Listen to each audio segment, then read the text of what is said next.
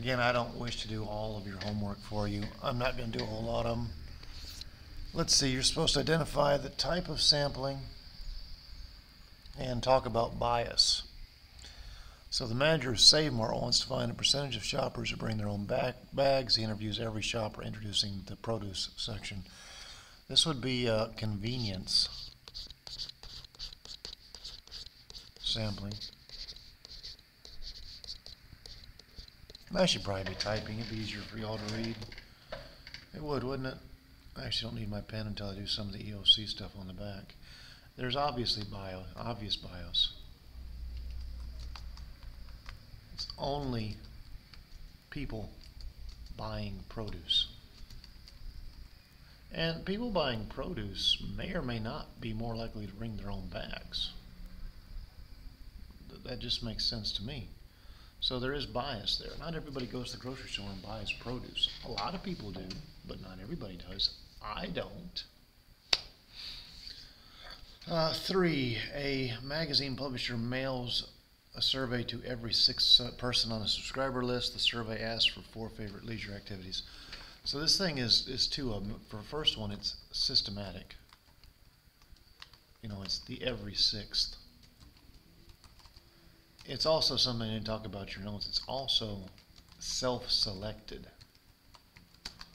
Only responses. People have to reply. There are going to be people who are passionate about this particular survey. So it is self-selected. So there's definitely, and that fact that it's self-selected makes it biased. Self-selected makes it have bias.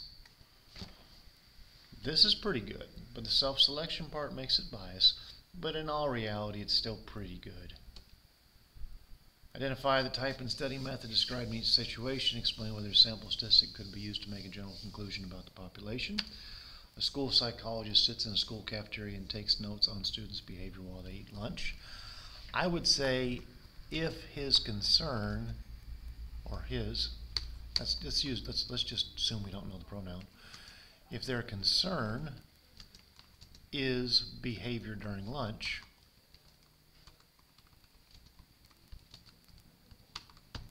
if I can type, it's fine.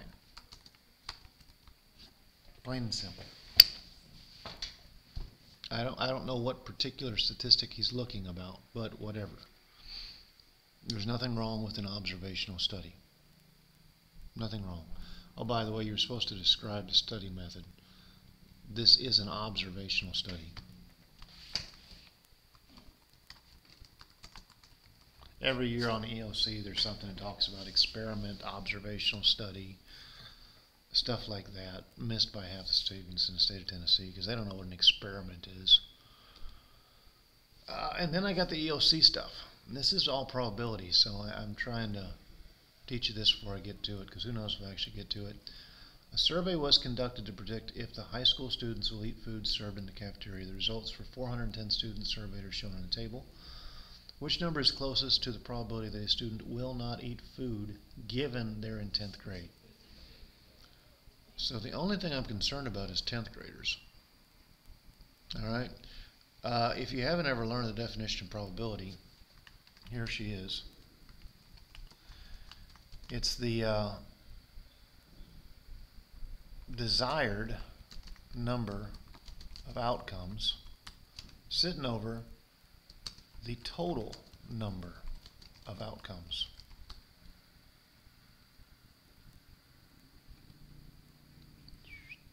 So when I talk about mine, the desired number is the students who don't eat, or in this grade, the 10th graders who don't eat, and they'd be sitting over the total number of 10th graders.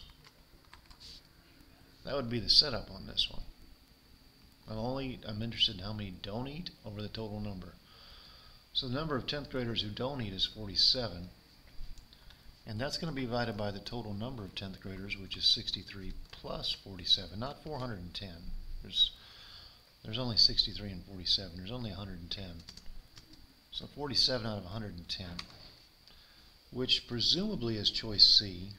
I mean, I'll push some buttons so you can realize I'm not doing magic here. But presumably that's choice C. Let's see. Let's do 47 over 110. You know, not everybody in the world can realize that 47 over 110 has got to be close to the number I picked. And it is. A restaurant has 9 different types of fruit in the kitchen. The chief randomly chooses 3 fruits. What is the possibility that the chef will randomly choose an apple, a pear, and an orange? You know, they're kind of talking about order here, aren't they? They don't specify order here. So let's kind of do the base thing here. Let's talk about his choices. On his first choice, he can pick one of 9 fruits. His second, since he's already picked one, would be one of 8. And his third would be 1 in 7. So let's multiply these together. We're going to figure out what a 9th times an 8th times a 7th is. Hopefully it's choice A. That or I've completely screwed up my logic on this one. I don't think it has to be done with permutations. But perhaps it does. This would be my default go-to thing.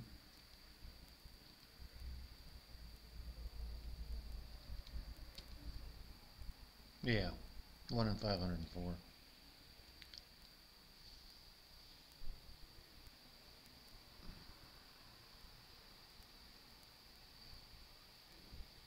I'm going to do something else too. I'm going to do what's called a combination.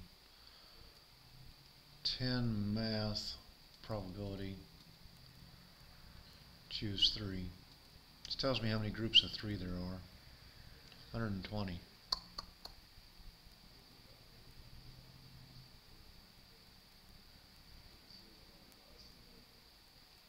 That's not an option, so order was implied. Might be a permutation.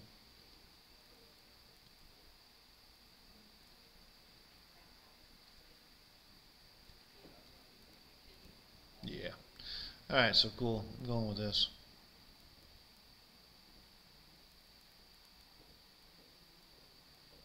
You know, it could be something else. Yeah, they didn't specify order. I'm going with what I chose. Peter and Alex each flip a coin to see if it is fair. Peter flips the coin 10 times. Peter says the coin is not fair because 7 of the results are tails. Alex flips the coin 100 times. Alex says the coin is not fair because 52 of the results are trials. So there's an idea out here that says an event is unusual if its probability is less than 5%. Now, what we have here is we have a situation called a binomial probability distribution.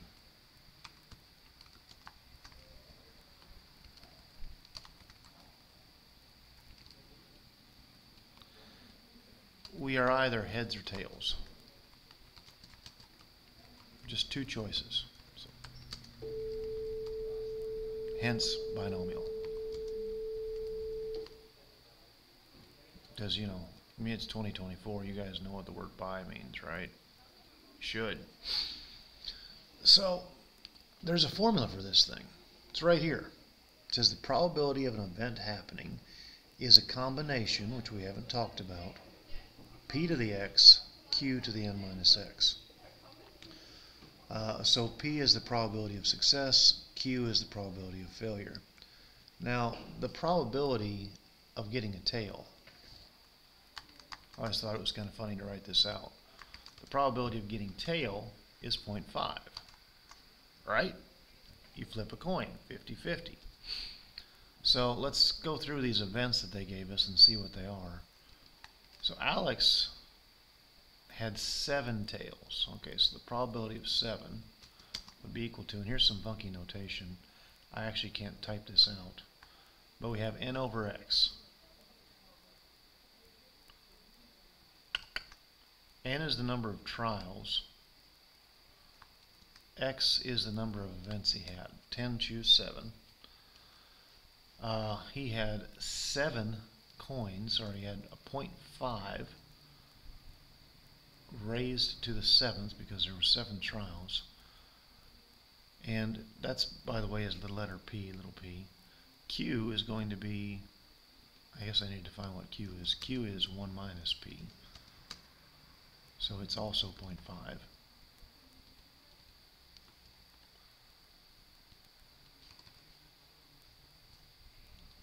Little formula is all it is.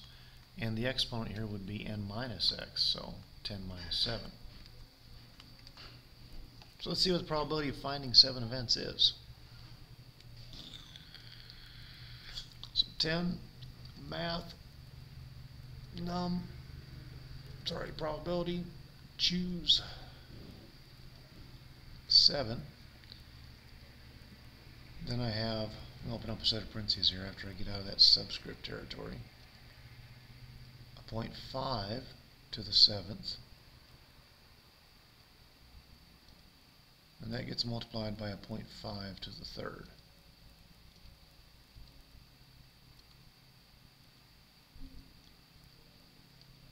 I get a 0.1172.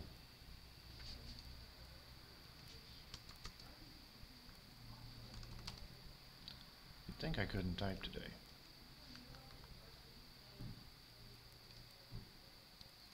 Or 11.72%, which is not unusual. So Alex is not valid. Like that's set in stone. Alex is not valid. Sorry, Peter is not valid. That's a given. Maybe Alex is. So let's look at Alex's. Alex flipped the coin 100 times, and 52 of his results were tails. So we'll talk about his. The probability of 52 is going to be 100, choose 42, times 0.5 to the, what do you get, 52nd? Times 0.5 to the 48th. And let's see what that is. It's small, but it's actually smaller than the first one, the probability of that happening. I don't want to retype everything, so I'm just going to highlight that. I'm going to try and use the insert key here.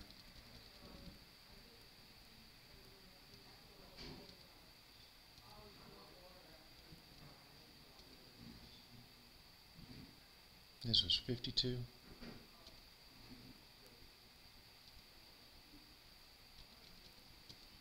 That exponent's going to be 52.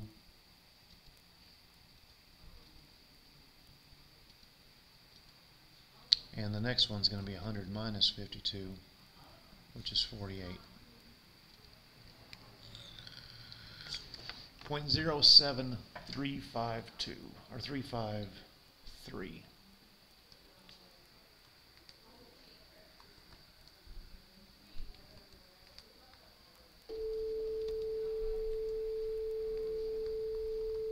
Which is about 7.4%. Not unusual. So, neither of them have a valid conclusion.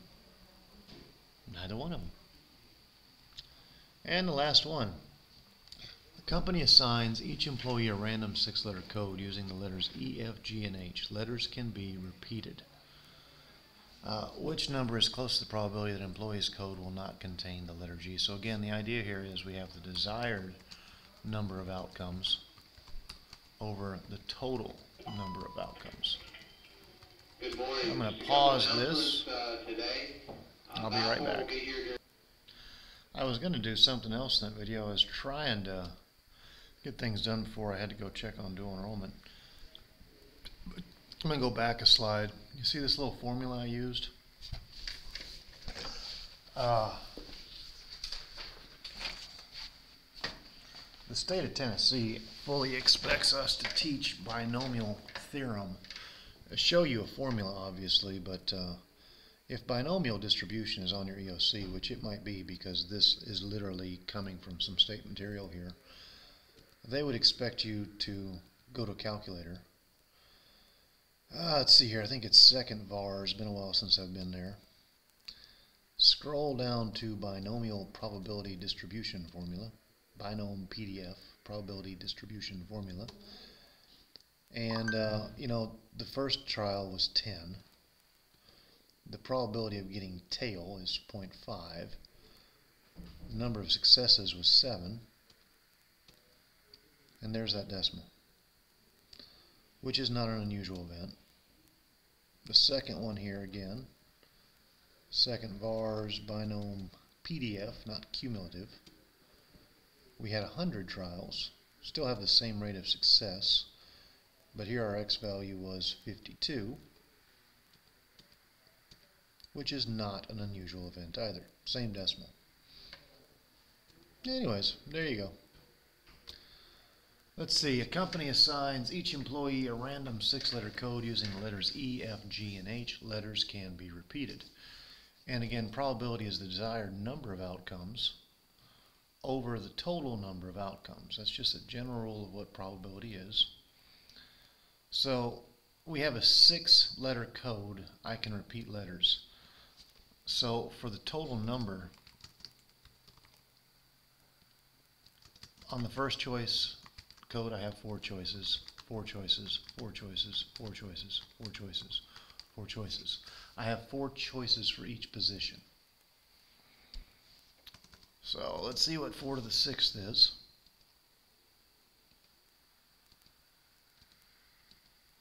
$4,096. Now, if I take away being a G, I only have 3 choices in each position.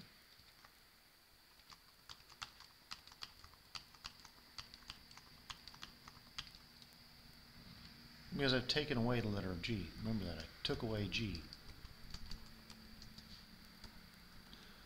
So we'll figure out what 3 to the 6th is. You shouldn't be too surprised at the outcome here. It's kind of dumb luck this one worked the way it did. But 729 up top. And 729 over 4,096 happens to be 0.25.